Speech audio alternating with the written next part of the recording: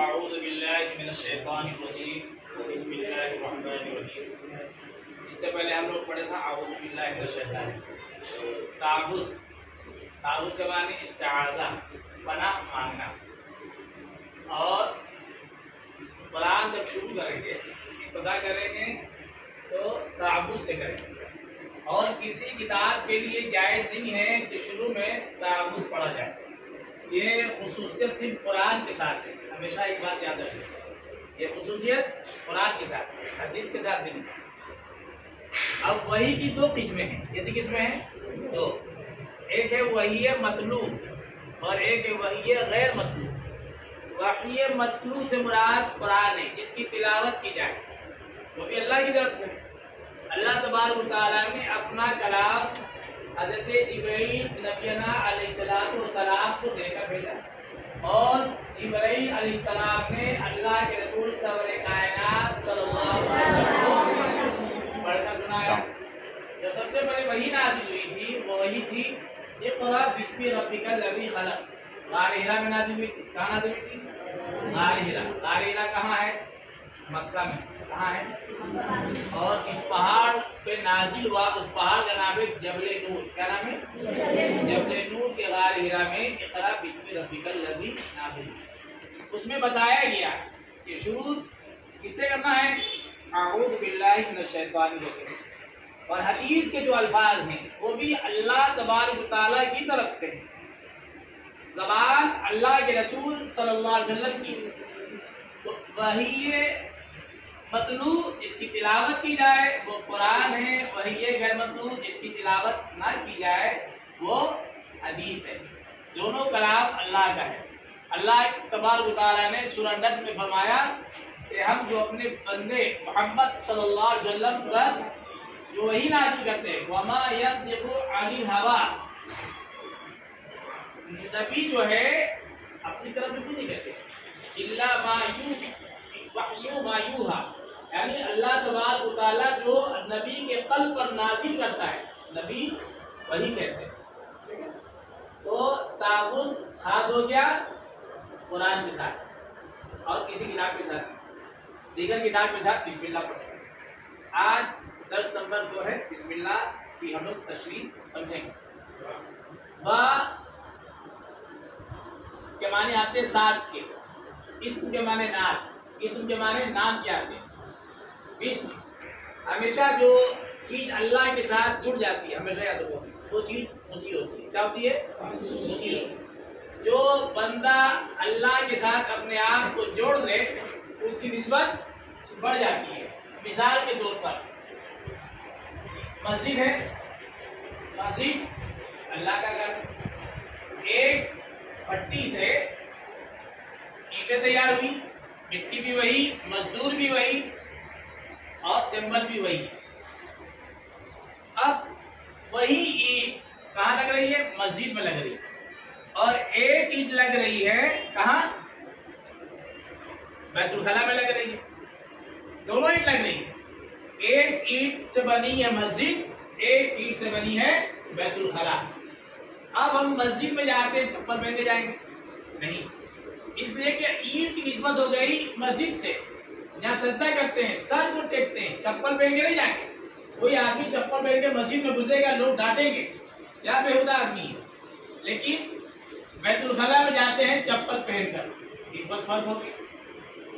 کتابیں بہت ساری ہیں، کاغذیں بہت ساری ہیں، قرآن ہے، اور ہم نے ایک جتھا لے لیا، ایک دستہ لے لیا، اور ہم نے اس قرآن پہ چڑھا دیا۔ کیا کیا؟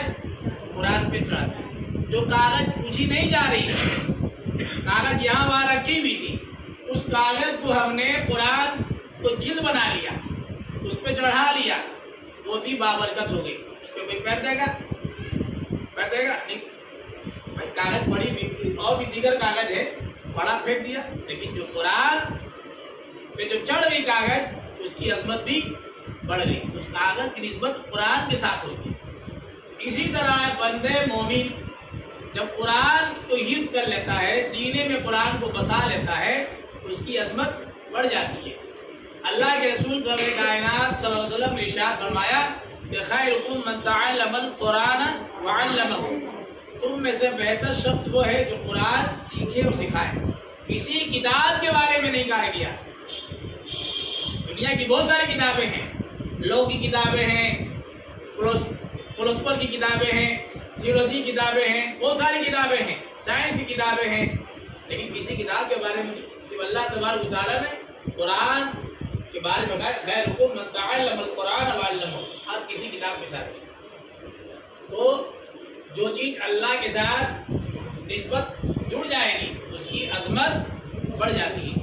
تو آپ یہ مت سمجھیے کہ ہم دنیا کے سب سے کم ترین ہیں، یہ نہیں، دنیا کے سب سے بہترین طالب علم ہوا. یونیورسٹی میں پڑھنے والے اپنے آپ کو بہت کہہ لیں گے کہ آپ بہت بڑے دانشور ہیں، لیکن سب سے بڑے دانشور آپ ہیں، اس لیے کہ دنیا کی سب سے بہترین کتاب، دنیا آخرت کی سب سے بہترین کتاب آپ کے سینے میں ہے، آپ کی زبان میں ہے. ایک موقع میں اللہ کے رسول صلی اللہ علیہ وسلم نے ارشاد فرمایا کہ اللہ تبارک و تعالیٰ نے اس دنیا کو بنانے سے 2000 سال پہلے، کتنے سال پہلے؟ 2000 سال پہلے سورہ طٰہٰ اور سورہ یاسین کی تلاوت کی. اس سورہ کی تو فرشتوں نے کیا کہا تھا؟ اس سورہ مبارکہ کو سن کے کہا تھا کہ بابرکت ہے وہ زبان جو اس کو محفوظ رکھیں گے، بابرکت ہے وہ سینہ جو اس کو محفوظ رکھیں گے، بابرکت وہ دل جس میں یہ قرآن محفوظ ہوگا، بابرکت ہے وہ زبانیں جو اس زبان سے اس قرآن کی تلاوت کو ذکر کریں گے اور اس کی تلاوت کریں گے. قرآن کوئی نہیں پڑھتا ہے، اللہ تبارک و تعالیٰ نے یہ اعزاز اشرف المخلوقات کو عطا فرمایا. فرشتے قرآن نہیں پڑھتے ہیں، کیا کرتے؟ فرشتوں کو جو چیز سکھائی جاتی ہیں اسی چیز پر ہے، قائم و دائم. فرشتوں کی دعائیں الگ الگ ہوتی ہیں. جہنم کی دعا ہے حل من مزید، حل من مزید، یہ دعا ہے. اور جنت کی دعا یہ ہے کہ جس کا مفہوم یہ بتایا گیا کہ اللہ تبارک و تعالیٰ نے مردوں کو زینت دی ہے داڑھی سے، عورتوں کو زینت دی ہے چوٹیوں سے. یہ دعا ہوتی ہے، ہر ایک فرشتوں کی دعا الگ الگ ہوتی ہے. سمجھا رہے ہیں؟ تو اپنی نسبت جو ہے ہم نے جوڑ دیا قرآن سے، کم ہو گئے حافظ قرآن. کیا ہو گئے؟ حافظ قرآن ہو گئے. اور آپ کا مقام سب سے اونچا ہے. ایک حافظ قرآن قیامت کے دن 10 ایسے شخصوں کو جنت میں داخلہ دلائے گا جس کو جہنم کا پروانہ ملا ہوگا. 10 اپنے خاندان کے 10 ایسے شخص کو. اور ایک شہید جو اللہ کی راہ میں شہید ہو گیا وہ 70 ایسے لوگوں کو جنت میں داخل کرائے گا جس کو جہنم کا پروانہ مل جائے گا. اور ایک عالم 100 ایسے شخصوں کو جنت میں داخل کرائے گا جس کو جہنم کا پروانہ مل جائے گا. تو اللہ تبارک و تعالیٰ ہمیں حافظ بعمل بنائے اور اپنے راستے کا ہمیں شہید بھی بنائے اور ہمیں عالم بالقرآن بھی بنائے. کریں گے انشاءاللہ. آج درس کا مطلب یہی تھا کہ موٹی موٹی باتیں جو ہے ہمارے دلوں میں جمع ہو جائے. نمازوں کا اہتمام کریں، دعاؤں کا اہتمام کریں. مدرسوں کو کمتر نہ سمجھے، مدرسے کو اعلیٰ و الفا سمجھے. یہ کیا ہے؟ مدرسے تربیت گاہ ہیں. یہ علم کا گہوارہ ہے، یہ علم کا سمندر ہے، یہ علم کا محور ہے.